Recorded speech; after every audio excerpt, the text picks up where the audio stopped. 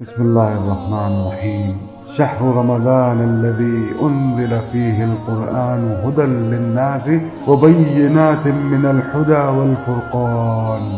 رمضان کا مہینہ وہ ہے جس میں قرآن نازل کیا گیا لوگوں کے لیے ہدایت بنا کر، اور ہدایت اور حق و باطل کے درمیان امتیاز کی روشن دلیلوں کے ساتھ۔ رمضان کیا ہے؟ اس کی اتنی اہمیت کیوں ہے؟